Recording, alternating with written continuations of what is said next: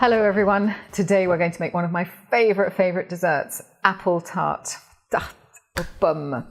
This is the first dessert that I could make by myself, and my mother taught me to make this, so it is a dish that is dear to my heart and I love it. It does take a little bit of time, but it's worth it. It's worth putting in the time to make this, and it's a dish that I normally make every year for Thanksgiving. So to get started, I'm going to go through the ingredients that you need. There are 6 Granny Smith's apples here that are peeled, quartered and sliced. More on that in just a second. There is 1 batch of short crust pastry dough. In last week's episode, we went through making short crust dough. So this is that dough. And you need some apricot jam. And that's it really. Just a little bit of sugar and a little bit of butter. So let's get started. The first thing that you need to do is to butter a 12-inch tart pan, and you need one of the tart pans that has the removable bottom. I like to keep a piece of the paper that wraps around the butter and use that to just smear the butter over the bottom of the tart pan. It's very convenient, and that way your hands don't get all sticky. So do this. You're going to set the oven to 400 degrees so that it heats up ahead of time. And now we're going to roll out that lovely dough. So lightly flour a board or a marble or cold surface countertop. And you don't want too much flour, just enough so that the dough doesn't stick. And this was in the fridge. And I just pop a little bit of flour on the top. Make sure it doesn't stick. Shape it into a circle because I'm rolling it out into a disc. And lightly flour the rolling pin. And you want the dough to be to a quarter of an inch in thickness. Just going to pop a little bit more on the rolling pin.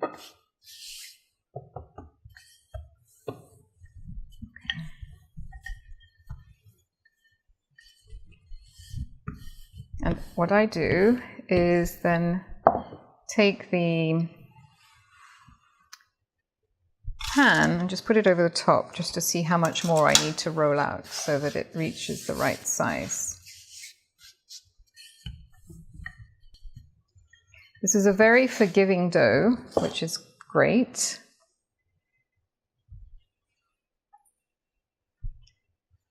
And so if anything, if you get a little hole or a tear in the dough, not to worry, because you can just patch it all back together again. All right, this is wide enough. Double check, yes. What I like to do is to roll the dough up on the rolling pin. And then I can just pop that into the pan, like so. Now, as you can see, there's a little gap here, but as I mentioned, the great thing about this dough is that any bit that's left over, you can just use it on the other side. In fact, I'm going to go this way. Very, very forgiving. Okay. Fill in any gaps. Don't you love dough bits like that? It's so easy to make. All right. Now I get the tines of a fork. I get a fork and use the tines to score the edge of the dough because it makes the nice pattern, and also to just prick the bottom of the dough so that it doesn't puff up, and just go all the way around the dough like this. Just pressing it into the little indentations in the tart pan.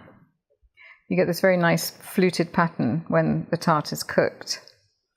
And then just score the bottom of the dough. Like that. This will create a nice clean, smooth edge for the whole pan. Now the other trick to this is to put some apricot jam across the bottom of the dough.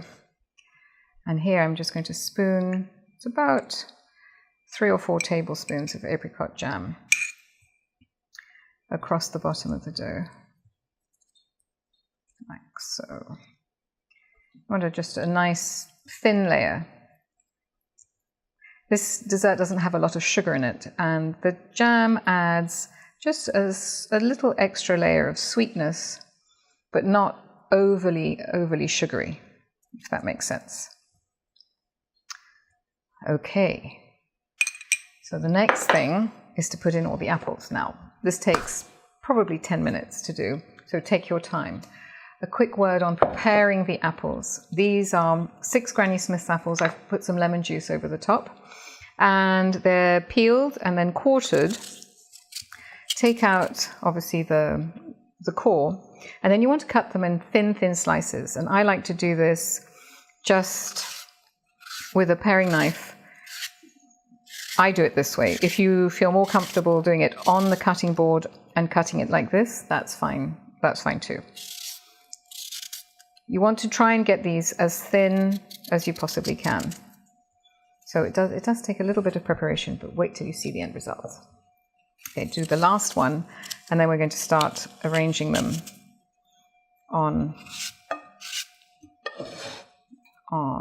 the tart dough. Oh, this is so good. You can serve it with vanilla ice cream. Really, really yummy. We used to eat this coming home from walks across Hampstead Heath in London. Come back, cold day, and then you'd have this with a cup of tea. It's fantastic. So let's get started on the apples. Here we go. Be patient.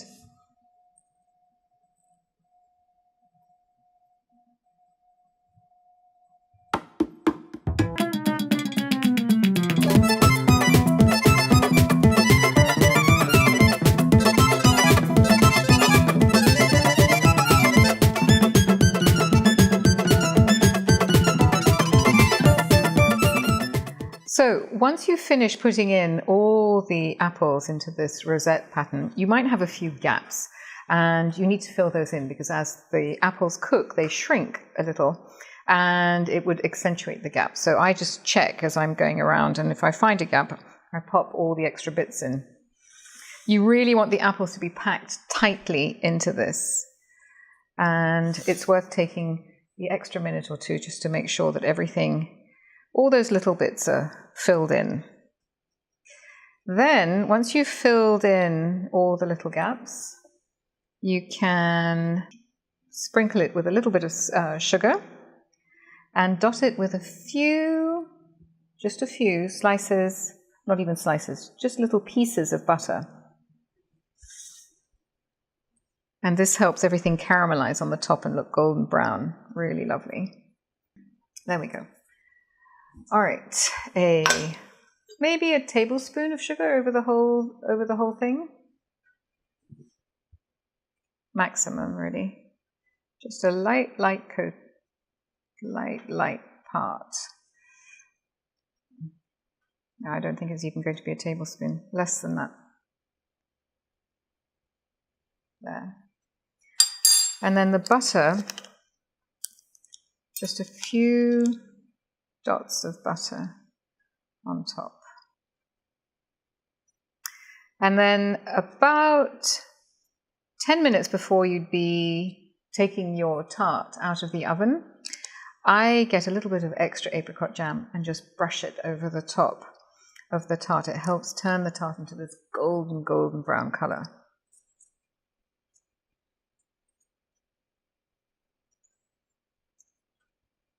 All right. There we go. This is ready to pop in the oven. Oh, and the oven's ready. So let's get this in the oven And it cooks for about 25 to 30 minutes. Check it to make sure that the dough is golden on the edges and then your apples are nice and golden brown. We'll see what this looks like in 30 minutes. After about 15 minutes in the oven, take it out and just add some apricot jam. And I just it's almost like you're painting a little bit of apricot jam in very light circles around, following the contours of the pattern that you've made. Just a little to glisten on the top. That's enough, really. And I'm going to pop this back in the oven, and it's going to take about another 10-15 minutes. I would check it at the 25-minute mark and make sure that it's not getting over browned. Pop this in the oven. Be careful as it's hot. Okay, look at this beautiful tart just out of the oven. It smells so yummy. All right, now what I would do is let this cool in the tart pan for a little bit. It'll come away from the edges so that you're not trying to unmold it when it's very, very hot. And then I just like to put them on a big platter. You can do this ahead of time. You could make it in the morning for an evening dinner party. And I think I'll be making this for Thanksgiving. I hope you have a lovely Thanksgiving. And the next episode, we're going to be making leftovers, what to do with all those leftovers from everything that you ate on Thanksgiving Day. Bon appétit!